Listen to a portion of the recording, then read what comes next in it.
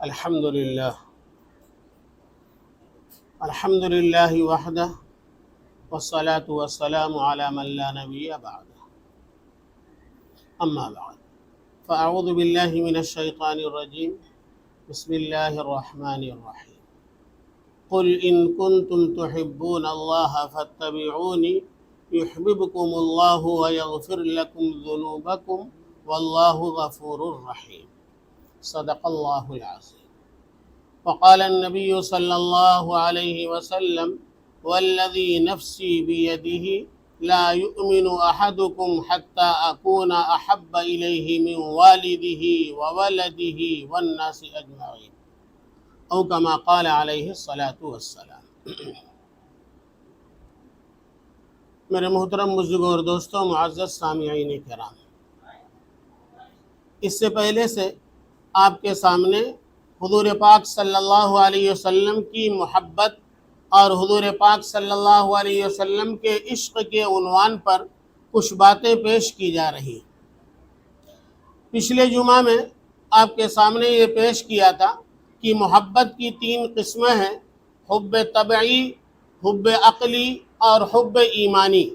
تینوں محبتوں کے اعتبار سے اللہ کے رسول صلی اللہ علیہ وسلم کی محبت ہر ایک کے دل میں تمام انسانوں، تمام چیزوں سے زیادہ ہونی چاہیے۔ جب تک اللہ کے رسول صلی اللہ علیہ وسلم کی محبت ساری محبتوں پر غالب نہ ہو جائے تب تک انسان کا ایمان مکمل نہیں ہو سکتا۔ تو محبت کی قسموں کے بیان کرنے کے بعد آج آپ کے سامنے عرض کرنا ہے اسباب محبت۔ محبت کا سبب کیا ہے؟ محبت کا ریزن کیا ہے؟ ایک آدمی دوسرے آدمی سے محبت کیوں کرتا ہے؟ لیکن اسباب محبت کے ذکر کرنے سے پہلے یہ عرض کر دوں کہ محبت کوئی دعوے کی چیز نہیں ہے کہ ایک انسان محبت کا دعویٰ کر دے اور وہ محب ہو جائے، صحیح معنوں میں محبت کرنے والا ہو۔ محبت دعوے کی نہیں بلکہ عملی چیز ہے کہ عمل سے انسان اپنے محبت کا اظہار کرے اور عملی طور پر اپنی محبت کو پیش کرے۔ صحابہ کرام کی پوری زندگیاں اس کی مثال ہیں۔ ان میں سے صرف حضرت ابوبکر صدیق رضی اللہ تعالیٰ عنہ کے تعلق سے چند باتیں عرض کروں گا کہ حضرت ابوبکر صدیق رضی اللہ تعالیٰ عنہ تمام صحابہ میں سب سے زیادہ حضور پاک صلی اللہ علیہ وسلم سے محبت اور عشق کرنے والے تھے۔ اللہ کے حبیب صلی اللہ علیہ وسلم جب ہجرت کے لیے نکلے تو ساتھ میں حضرت ابوبکر صدیق رضی اللہ تعالیٰ عنہ تھے۔ راستے میں حضرت ابوبکر صدیق رضی اللہ تعالیٰ عنہ کبھی حضور اقدس صلی اللہ علیہ وسلم کے آگے آگے چلنے لگتے اور کبھی پیچھے ہو جاتے، پیچھے پیچھے چلنے لگتے۔ تو اللہ کے حبیب صلی اللہ علیہ وسلم نے حضرت ابوبکر صدیق رضی اللہ تعالیٰ عنہ سے فرمایا، ابوبکر یہ کیا بات ہے؟ تمہیں کبھی میں آگے آگے دیکھتا ہوں اور کبھی پیچھے پیچھے دیکھتا ہوں۔ حضرت ابوبکر صدیق رضی اللہ تعالیٰ عنہ نے عرض کیا، اے اللہ کے رسول، جب مجھے آگے سے کوئی خطرہ محسوس ہوتا ہے تو میں آپ کے آگے آگے چلنے لگتا ہوں، اور جب پیچھے سے کوئی خطرہ محسوس ہوتا ہے تو میں آپ کے پیچھے پیچھے چلنے لگتا ہوں کہ کہیں ایسا نہ ہو کہ آپ کو کوئی خطرہ لاحق ہو جائے، کوئی مصیبت، کوئی پریشانی لاحق ہو جائے، جو مصیبت، جو بلا آنی ہو وہ میرے اوپر آئے، آپ کے اوپر نہ جائے۔ اس لیے کبھی میں آپ کے آگے آگے چلتا ہوں اور کبھی آپ کے پیچھے پیچھے چلتا ہوں۔ جب غار میں پہنچے ہیں تو حضرت ابوبکر صدیق رضی اللہ تعالیٰ عنہ نے حضور پاک صلی اللہ علیہ وسلم سے کہا کہ اللہ کے رسول، آپ غار میں پہلے داخل نہ ہوں، پہلے میں غار میں داخل ہوتا ہوں۔ کیوں؟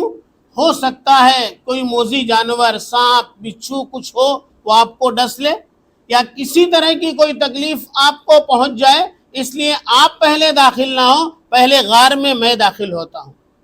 چنانچہ حضرت ابوبکر صدیق رضی اللہ تعالیٰ عنہ غار میں داخل ہوئے، غار کو صاف کیا، غار میں جو سوراخ تھے ان کے اندر کپڑے ٹھوس کے ان کو بند کر دیا۔ ایک سوراخ باقی رہ گیا، اس کو بند کرنے کے لیے کوئی چیز نہیں تھی۔ حضرت ابو بکر صدیق رضی اللہ تعالیٰ عنہ نے اپنا پیر اس طرف کیا اور اپنے پیر کی ایڑی اس سوراخ پر لگا دی۔ اس کے بعد اللہ کے حبیب صلی اللہ علیہ وسلم کو غار میں بلایا۔ اللہ کے حبیب صلی اللہ علیہ وسلم غار میں داخل ہوئے تو حضرت ابو بکر صدیق رضی اللہ تعالیٰ عنہ کی ران پر سر رکھ کر لیٹ گئے، اور اس کے بعد حضرت ابو بکر صدیق رضی اللہ تعالیٰ عنہ نے جس سوراخ پر اپنا پیر لگا رکھا تھا اس سوراخ سے سانپ آیا اور اس نے حضرت ابو بکر صدیق رضی اللہ تعالیٰ عنہ کے پیر میں ڈس لیا۔ اب آپ اندازہ لگائیں کہ سانپ کا ڈسنا، اس کا زہر کس قدر ابو بکر صدیق رضی اللہ تعالیٰ عنہ کو تکلیف ہوئی ہوگی، لیکن اپنے بدن میں جنبش نہیں ہونے دی، اپنے بدن کو ہلنے نہ دیا کہ اگر میرا جسم ہل جائے گا تو میری ران پر امام الانبیاء جناب رسول اللہ صلی اللہ علیہ وسلم سر رکھ کر آرام فرما رہے ہیں، آپ کے آرام میں خلل ہو جائے گا۔ لیکن برداشت کی ایک حد ہوتی ہے۔ جب حضرت ابو بکر صدیق رضی اللہ تعالیٰ عنہ کو بے انتہا تکلیف ہونے لگی تو بے اختیار ان کی آنکھوں سے آنسو نکلے اور حضور پاک صلی اللہ علیہ وسلم کے چہرے انور پر ٹپک گئے۔ حضور پاک صلی اللہ علیہ وسلم نے آنکھ کھولا اور دیکھا اور پوچھا کہ ابو بکر کیا ہوا؟ تو حضرت ابو بکر صدیق رضی اللہ تعالیٰ عنہ نے حضور پاک صلی اللہ علیہ وسلم سے عرض کیا کہ میں نے سارے سوراخ بند کر دیے تھے، اس سوراخ کو بند کرنے کے لیے کوئی چیز نہیں تھی، اس لیے میں نے اپنا پیر لگا رکھا تھا اور یہاں سے سانپ نکلا اور اس نے مجھے ڈسا۔ اندازہ لگائیں کہ کس طرح کا عشق تھا، کیسی محبت تھی۔ سانپ ڈس لیا لیکن اس کے باوجود اس بات کی کوشش ہے کہ میرے بدن میں کوئی جنبش نہ ہو، ورنہ امام الانبیاء جناب رسول اللہ صلی اللہ علیہ وسلم کو تکلیف ہو جائے گی۔ جس وقت ابو بکر صدیق رضی اللہ تعالیٰ عنہ مکے میں دعوت دینے کے لیے نکلے، لوگوں نے اس قدر مارا کہ آپ بے ہوش ہو گئے۔ حضرت ابو بکر صدیق رضی اللہ تعالیٰ عنہ کو بے ہوشی کی حالت میں ان کے گھر لایا گیا۔ گھر آنے کے بعد ان کی ماں نے پینے کے لیے پانی پیش کیا، کھانا پیش کیا، حال چال پوچھا، لیکن ابو بکر صدیق رضی اللہ تعالیٰ عنہ نہ تو کچھ بات کرنے کے لیے تیار ہیں اور نہ تو کچھ کھانے اور پینے کے لیے تیار ہیں، اور جب منہ کھولا تو کیا کہتے ہیں اپنی امی سے، امی جان حضرت محمد صلی اللہ علیہ وسلم کا کیا حال ہے؟ تو اس پر لوگوں نے تانا دیا کہ جس کی وجہ سے یہ گت بنی ہے، اس قدر مارے گئے، اس قدر زخمی ہوئے کہ بے ہوش ہو گئے، تو جس کی وجہ سے یہ گت بنی، ہوش آنے کے بعد اگر کسی کا نام لے رہے ہیں تو اسی کا۔ اس کے بعد اپنی ماں سے کہا کہ میں اس وقت تک نہ کچھ کھاؤں گا نہ کچھ پیوں گا جب تک مجھے جناب محمد الرسول اللہ صلی اللہ علیہ وسلم کی خیریت نہ معلوم ہو جائے۔ تو ان کی ماں نے کہا کہ بیٹا میں ان کی خیریت کہاں سے معلوم کر سکتی ہوں، وہ ایمان میں داخل بھی نہیں ہوئی تھی۔ تو حضور نے کہا کہ نہیں، جب تک خیریت نہیں معلوم ہو جائے گی جب تک میں کسی کھانے پینے کی چیز کو ہاتھ نہیں لگاؤں گا۔ اب ماں کا دل اپنے بیٹے کو کھلانے پلانے کے لیے پریشان، تو حضرت ابو بکر صدیق رضی اللہ تعالیٰ عنہ نے اس کا حل بتایا کہ امی جان آپ جاؤ ام جمیل کے پاس، انہیں بلاؤ یا ان سے خیریت معلوم کرو، وہ بتائیں گی کہ حضور پاک صلی اللہ علیہ وسلم کا کیا حال ہے۔ چنانچہ چھپ چھپا کر ام جمیل کے پاس گئی اور ان سے پوچھا تو انہوں نے بتایا کہ ہاں بتا دو کہ اللہ کے حبیب صلی اللہ علیہ وسلم بالکل خیریت اور عافیت سے۔ جب یہ اطلاع حضرت ابو بکر صدیق رضی اللہ تعالیٰ عنہ کو مل گئی تو ابو بکر صدیق رضی اللہ تعالیٰ عنہ کا دل مطمئن ہو گیا، اپنے زخم کو، اپنی تکلیف کو، اپنی پریشانی کو، اپنے مارے اور پیٹے جانے کا جو غم تھا یہ سارا غم دور ہو گیا کہ امام الانبیاء جناب رسول اللہ صلی اللہ علیہ وسلم اگر خیریت سے ہیں، عافیت سے ہیں تو مجھے کسی تکلیف کا، کسی پریشانی کا کوئی غم نہیں۔ اس لیے کہا پروانے کو چراغ ہے بلبل کو پھول بس، پروانے کو چراغ ہے بلبل کو پھول بس، صدیق کے لیے ہے خدا کا رسول بس۔ حضرت ابو بکر صدیق رضی اللہ تعالیٰ عنہ کو اپنے بیوی بچے ماں باپ ساری چیزوں سے اگر کوئی چیز محبوب تھی تو اللہ کے رسول صلی اللہ علیہ وسلم کی ذات۔ اسی لیے تو اللہ کے حبیب صلی اللہ علیہ وسلم نے فرمایا دنیا میں جس نے میرے اوپر کوئی احسان کیا ہے میں نے سارے لوگوں کے احسان کا بدلہ چکا دیا ہے، صرف ایک ابو بکر کی ذات ہے کہ میں ان کے احسان کا بدلہ نہیں چکا سکا ہوں، ان کے احسان کا بدلہ تو اللہ جل شانہ اپنے خزانے سے دیں گے، میں ان کے احسان کا بدلہ نہیں چکا سکتا۔ تو میں عرض یہ کر رہا تھا کہ محبت دعوے کی چیز نہیں ہے، محبت عملی چیز ہے۔ آج ایک چیز بہت مشہور ہے اپنے پورے ہندوستان کے اندر، آئی لو محمد، ہم محمد سے عشق کرتے ہیں، جس کی بنیاد پر دشمنوں نے کارروائی بھی کی ہے، ان کے ساتھ جو کچھ بھی ہوا ہے۔ میں صرف ایک بات اس موضوع پر کہنا چاہتا ہوں کہ حضور پاک صلی اللہ علیہ وسلم سے محبت کرنا، عشق کرنا، اس کا اظہار کرنا، یہ ساری چیزیں اپنی جگہ پر صحیح ہیں، لیکن میرے دوستو زبانی اظہار کو دنیا کا کوئی آدمی تسلیم نہیں کرتا ہے، مانتا نہیں ہے جب تک اس کے ساتھ عملی دلیل نہ ہو۔ آپ کے ہاتھ میں جو تختی ہے اس تختی پر لکھا ہوا ہے آئی لو محمد، میں محمد صلی اللہ علیہ وسلم سے پیار کرتا ہوں، لیکن تختی کو دیکھنے والا تختی سے اوپر بھی دیکھتا ہے، تختی سے نیچے بھی دیکھتا ہے۔ جن ہاتھوں میں تختیاں ہیں ان کے چہرے یہود کی طرح، ان کے لباس نصارہ کی طرح، ان کے لباس غیروں کی طرح، اللہ کے دشمنوں کی طرح۔ تو جب تختی پر نگاہ پڑتی ہے تو آپ کا جسم بھی نظر آتا ہے، آپ کی شکل بھی نظر آتی ہے، تو وہ اس بات کا امتحان لیتا ہے کہ یہ صرف تختیاں اظہار ہیں، حقیقت تو یہ ہے کہ یہود و نصارہ کے طور و طریقے میں ڈوبے ہوئے، اور تم اظہار یہ کرتے ہو کہ ہم محمد صلی اللہ علیہ وسلم سے پیار کرنے والے ہیں۔ پیار کرنے والے وہ ہوتے ہیں جو اپنی جان دے دیتے ہیں، اپنا سب کچھ قربان کر دیتے ہیں، لیکن زبان سے عاشق رسول ہونے کا، محب رسول ہونے کا دعویٰ نہیں کرتے ہیں۔ صحابہ نے جمع ہو کر کہیں عاشق رسول ہونے کا دعویٰ نہیں کیا، جلوس نہیں نکالا، نعرے نہیں لگائے، لیکن صحابہ کی زندگی، ان کا ایک ایک منٹ، ایک ایک سیکنڈ، ان کا چہرہ، ان کا لباس، ان کا کھانا، ان کا پینا، ان کا سونا، ان کی خلوت، ان کی جلوت، ساری چیزوں سے ٹپکتا تھا کہ یہ حضور سے عشق کرنے والے ہیں، یہ حضور سے محبت کرنے والے ہیں۔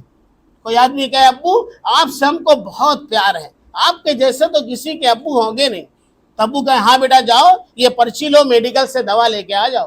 تو کہ نہیں ابو پیار تو بہت ہے، لیکن دھوپ میں آپ کی دوا لینے کے لیے نہیں جاؤں گا، لیکن ہے آپ سے بہت پیار۔ ابو کہتے بیٹا ایک گلاس پانی لے کر کے آؤ، نہیں ابو پانی تو کسی اور سے منگا لو، لیکن آپ سے پیار بہت ہے۔ بتائیے ابو کہیں گے بہت پیار کرنے والا بیٹا ہے؟ تھپڑ لگائیں گے اور بھگا دیں گے کہ جھوٹا کہیں گا، مکار کہیں گا، ایسی محبت ہوتی ہے کیا؟ دوا لا کر کے دے نہیں سکتا، ایک گلاس پانی تو دے نہیں سکتا، اور تو مجھ سے محبت کرنے والا ہے، عشق کرنے والا ہے، اور عشق کرنے والا پانی لا کر نہیں، ضرورت پڑتی ہے تو جان نثار کرنے کے لیے تیار ہوتا ہے۔ تو اسی طرح حضور سے جو محبت کرنے والے تھے انہوں نے اپنی جانیں قربان کی ہیں، اپنی جان، مال، آل، اولاد سب قربان کر کے بتا دیا کہ ہم عاشق رسول ہیں، ہم حضور پاک صلی اللہ علیہ وسلم سے سچی پکی محبت کرنے والے ہیں۔ تو میں عرض یہ کر رہا تھا کہ ہر مسلمان کے دل میں اللہ کے رسول صلی اللہ علیہ وسلم کی محبت تمام چیزوں سے زیادہ ہونی چاہیے، لیکن دعوے والی محبت نہیں بلکہ حقیقت والی محبت ہونی چاہیے، عملی زندگی میں اس کا نمونہ ہونا چاہیے، جیسے صحابہ کی زندگیوں میں اس کا نمونہ ملتا ہے۔ اب آئیے آج کا اصل موضوع میرا یہ تھا کہ اسباب محبت کے اسباب، محبت کا سبب کیا ہے، کیوں کوئی آدمی کسی سے محبت کرتا ہے؟ تو محبت کرنے کا پہلا سبب ہے قرابت، تعلق۔ والدین کو اپنی اولاد سے تعلق ہے، اور اولاد کو اپنے والدین سے تعلق ہے، بھائی کو بھائی سے تعلق ہے، بھائی کو بہن سے تعلق ہے، ایک رشتہ دار کو دوسرے رشتہ دار سے تعلق ہے، اس تعلق کی بنیاد پر بھائی بھائی میں محبت ہوتی ہے، اولاد سے والدین کو محبت ہوتی ہے، والدین سے اولاد کو محبت ہوتی ہے۔ یہ ساری محبتیں کیوں؟ تعلق کی بنیاد پر ہوتی ہیں۔ تو جس طرح ہمارا تعلق اپنے ماں باپ سے، اپنی اولاد سے، اپنے بھائی بہنوں سے، اپنے رشتہ داروں سے ہے، اس سے بڑا تعلق ہم سب کا ہمارے اور آپ کے آقا جناب محمد الرسول اللہ صلی اللہ علیہ وسلم سے ہے۔ خود اللہ رب العزت قرآن پاک میں فرماتے ہیں النبی اولی بالمؤمنین من انفسہم وازواجہ امہاتہم۔ نبی کریم صلی اللہ علیہ وسلم کی ذات تمام ایمان والوں کے بہت زیادہ قریب ہے، اور آگے فرمایا وَأَزْوَاجُهُ أُمَّهَاتُهُمْ، حضور پاک صلی اللہ علیہ وسلم کی ازواج مطہرات، آپ کی بیویاں، یہ پورے امت کی مائیں ہیں۔ جب حضور کی بیویاں ہماری اور آپ کی مائیں ہیں تو یقیناً حضور ہمارے لیے باپ کے درجے میں ہیں، اور ہمارے باپ ہیں، اور ایسے باپ ہیں کہ حقیقی سینکڑوں باپ قربان، اس لیے کہ ماں باپ کے ذریعے سے ہمیں کیا ملا؟ ہم دنیا میں آئے، دنیا میں آنے کا سبب ہے، لیکن ہمارے اندر جتنی خوبیاں ہیں، جتنی اچھائیاں ہیں، جتنے صفات ہیں، جتنے کمالات ہیں، ان سب کے آنے کا سبب اور ذریعہ کیا ہے؟ جناب رسول اللہ صلی اللہ علیہ وسلم کی ذات۔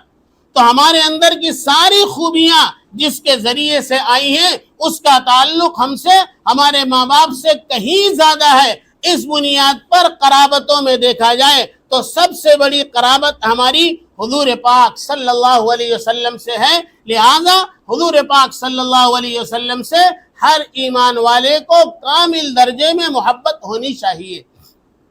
یہ محبت کا پہلا سبب ہے قرابت۔ محبت کا دوسرا سبب ہے جمال، یعنی حسن، خوبصورتی۔ حسن اور خوبصورتی کی بنیاد پر بھی ایک انسان سے دوسرے انسان کو محبت ہوتی ہے۔ حسن و خوبصورتی کے اعتبار سے دیکھا جائے تو اللہ کے رسول صلی اللہ علیہ وسلم جیسا حسین و جمیل کوئی نہ پیدا ہوا نہ پیدا ہوگا۔ حضور پاک صلی اللہ علیہ وسلم کے خادم خاص ہیں حضرت انس رضی اللہ تعالیٰ عنہ۔ حضرت انس رضی اللہ تعالیٰ عنہ کہتے ہیں کہ اللہ کے رسول صلی اللہ علیہ وسلم قد و قامت کے اعتبار سے تمام انسانوں میں سب سے زیادہ حسین و جمیل تھے، اور آپ کا چہرہ نمایاں طور پر بے انتہا منور اور روشن تھا، اور فرمایا آپ کے جسم سے بہترین خوشبو آتی تھی۔ ایسا کوئی انسان دنیا میں اب تک نہ آیا ہے اور نہ قیامت تک آئے گا۔ تو جیسا حسن، جیسی خوبصورتی اللہ تعالیٰ نے اپنے حبیب پاک صلی اللہ علیہ وسلم کو عطا فرمائی تھی، ویسا حسن اور ویسی خوبصورتی کسی کو نہیں ملی۔ حضرت یوسف علیہ السلام کے بارے میں قرآن میں لکھا ہوا ہے کہ جب مصر کی عورتوں نے دیکھا قطعنا ایدیہن، ان کے ہاتھ میں پھل دیا گیا، چاقو دیا گیا کہ پھل کاٹو، انہوں نے پھل کاٹنے کے بجائے اپنی انگلیاں کاٹ لی۔ اس کے ضمن میں لکھا ہے کہ انہوں نے حضرت یوسف علیہ السلام کے حسن کو دیکھا تھا تو اپنی انگلیاں کاٹ لی تھی۔ اگر انہوں نے ہمارے اور آپ کے آقا جناب رسول اللہ صلی اللہ علیہ وسلم کا حسن دیکھا ہوتا تو اپنے دلوں کو چیر لیتی، اس لیے کہ حضور پاک صلی اللہ علیہ وسلم کا حسن حضرت یوسف علیہ السلام کے حسن سے کہیں زیادہ تھا۔ ایک روایت ہے حضرت جابر ابن سمرہ رضی اللہ تعالیٰ عنہ کی، وہ کہتے ہیں رأیت رسول اللہ صلی اللہ علیہ وسلم فی لیلۃ اضحیان، کہ میں نے چاندنی رات میں، 14ویں رات چاند کی، اس رات میں نے اللہ کے حبیب صلی اللہ علیہ وسلم کو دیکھا، وعلیہ حلۃ حمراء، اور آپ کے جسم اطہر پر سرخی مائل جوڑا تھا جو آپ کے حسن کو اور دوبالا کر رہا تھا۔ کہتے ہیں پھر میں اللہ کے حبیب صلی اللہ علیہ وسلم کو دیکھتا اور 14ویں رات کے چاند کو دیکھتا، فجعلت انظر الیہ والی القمر، ایک بار میں اللہ کے حبیب صلی اللہ علیہ وسلم کے چہرے انور کو دیکھتا اور ایک بار چاند کو دیکھتا، کیا یہ چاند زیادہ خوبصورت ہے یا اللہ کے حبیب صلی اللہ علیہ وسلم کا چہرے انور زیادہ خوبصورت ہے؟ فَلَهُوَ عِنْدِي أَحْسَنُ مِنَ الْقَمَرِ، میرے دل نے یہ فیصلہ کیا کہ نہیں، چاند زیادہ خوبصورت نہیں ہے، بلکہ اللہ کے حبیب صلی اللہ علیہ وسلم کا چہرے انور چاند سے بھی زیادہ حسین اور خوبصورت ہے۔ اس لیے کسی نے کہا چاند سے تشبیہ دینا بھی کوئی انصاف ہے؟ چاند سے تشبیہ دینا بھی کوئی انصاف ہے؟ چاند میں ہے چھائیاں، مدنی کا چہرہ صاف ہے۔ اب چاند کو دیکھیں گے تو اس کے اندر چھائی نظر آتی ہے، فرمایا اللہ کے حبیب صلی اللہ علیہ وسلم کے چہرے میں وہ چمک تھی کہ اس کے اندر کسی طرح کا داغ اور دھبا نظر نہیں آتا تھا، بلکہ نور کی شعاعیں اس سے پھوٹتی تھی۔ حضرت عائشہ صدیقہ رضی اللہ عنہا کہتی ہیں کہ میں نے حضرت حفصہ رضی اللہ عنہا سے ایک سوئی عاریت کے طور پر لی تھی کپڑا سلنے کے لیے، تو اس سوئی سے میں حضور پاک صلی اللہ علیہ وسلم کا کپڑا سلتی تھی۔ ایک دن رات میں وہ سوئی میرے ہاتھ سے گھر کے اندر گر گئی، اندھیرا تھا، تو کہتی ہیں بہت میں نے تلاش کیا اس کو، لیکن وہ سوئی کہیں مجھے نظر نہیں آئی، میں تھک کر بیٹھ گئی۔ اور پھر اللہ کے حبیب صلی اللہ علیہ وسلم جب گھر کے اندر داخل ہوئے، آپ کے چہرے سے جو نور کی شعاعیں پھوٹی، اس سے گھر کے اندر جو روشنی ہوئی، اس روشنی میں نے دیکھا کہ سوئی جو ہے چمک رہی تھی، میں نے اس سوئی کو اٹھا لیا اور اللہ کا شکر ادا کیا۔ آپ اندازہ کریں دنیا میں ایسا کوئی انسان پیدا ہوا کہ جس کو تاریک گھر میں داخل کیا جائے اور اس کے داخل ہونے کی بنیاد پر اس تاریک اور اس اندھیرے گھر میں اجالا ہو جائے؟ ایسی ذات صرف اور صرف ہمارے اور آپ کے آقا جناب محمد الرسول اللہ صلی اللہ علیہ وسلم کی تھی۔ اسی لیے تو شاعر رسول حضرت حسان بن ثابت رضی اللہ تعالیٰ عنہ نے کہا احسن منک لم تر قط عینی واجمل منک لم تلد النساء خلقت مبرئا من کل عیب کانک قد خلقت کما تشاء۔ شاعر رسول ہے، حضور کے دربار کے شاعر ہیں، وہ کہتے ہیں احسن منک لم تر قط عینی، آپ سے زیادہ حسین اور خوبصورت میری آنکھ نے کسی کو دیکھا نہیں۔ وَأَجْمَلَ مِنْكَ لَمْ تَلِدِ النِّسَاءُ، آپ سے زیادہ حسین اور خوبصورت کسی عورت نے آج تک کوئی بچہ جنا ہی نہیں۔ اور آگے فرمایا خُلِقْتَ مُبَرَّأً مِّن كُلِّ عَيْبٍ، آپ تو ہر قسم کے عیب سے پاک پیدا کیے گئے ہیں، کسی طرح کا کوئی عیب ہے ہی نہیں۔ خوبصورت سے خوبصورت انسان کو لوگ دیکھتے ہیں، کہتے ہیں ہے تو بڑا خوبصورت، ناک تھوڑی سی ٹیڑھی ہے، ناک سیدھی ہوتی ذرا لمبی ہوتی بڑا خوبصورت ہوتا ہے تو بڑا خوبصورت، لیکن آنکھیں ذرا اس کی ٹھیک نہیں۔ تو اس طریقے سے فرمایا کہیں سے کوئی عیب، کوئی نقص، کوئی کمی، کوئی خرابی کوئی بتا نہیں سکتا تھا، ایسا حسن و جمال اللہ نے عطا کیا تھا۔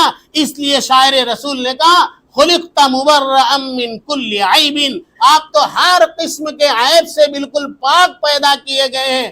کأنک قد خلقت کما تشاء، گویا کہ آپ نے جیسا چاہا ویسا ہی آپ کو بنایا گیا ہے۔